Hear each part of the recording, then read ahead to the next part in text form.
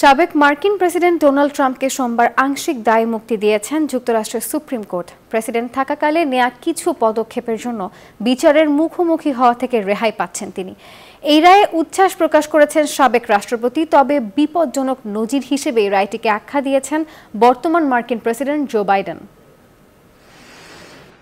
আধুনিক যুক্তরাষ্ট্রের ইতিহাসে এই প্রথম সাবেক কোনো প্রেসিডেন্টকে অপরাধের অভিযোগ থেকে দায়মুক্তি দেওয়ার প্রশ্নে সিদ্ধান্ত দিলেন মার্কিন সুপ্রিম কোর্ট। সোমবারের রায়ে বলা হয়, প্রেসিডেন্ট হিসেবে ডোনাল্ড ট্রাম্প সাংবিধানিক ক্ষমতার মধ্যে থেকে কোনো কিছু করে থাকলে সেক্ষেত্রে তার বিচার করা যাবে না, তবে ব্যক্তিগত কোনো কৃতকর্মের জন্য তার বিচার করা যেতে পারে। স্বাস্থ্যকর অল টাইম হানিকম্ব, সব সময় অল টাইম হেলদি লাইফ। ট্রাম্পের দায়মুক্তির পক্ষে সুপ্রিম কোর্টের 9 সদস্যের বেঞ্চের 6 জনই ছিলেন, বিপক্ষে ছিলেন 3 জন। আদালতের সিদ্ধান্তে উচ্ছ্বাস প্রকাশ করে সামাজিক যোগাযোগ মাধ্যমে ট্রাম্প লেখেন, মার্কিন গণতন্ত্র ও সংবিধানের জন্য এটা একটা বড় জয়। একজন মার্কিনী হিসেবে গর্বিত তিনি। এদিকে এ রায়কে বিপজ্জনক নজির বলে অভিহিত করলেন মার্কিন প্রেসিডেন্ট জো বাইডেন।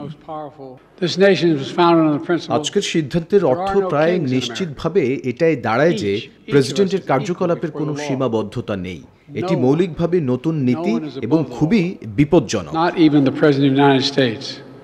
এ রায়ের বিরুদ্ধে সুপ্রিম কোর্টের বাইরে সোমবার বিক্ষোভ করেছেন ট্রাম্প বিরোধীরা। ট্রাম্পকে শয়তান হিসেবে আখ্যা দিয়ে সুপ্রিম কোর্টকে দুর্নীতিগ্রস্ত বলেও অভিযোগ তুলেছেন তারা। নিবির আমিন, নিউজ 24।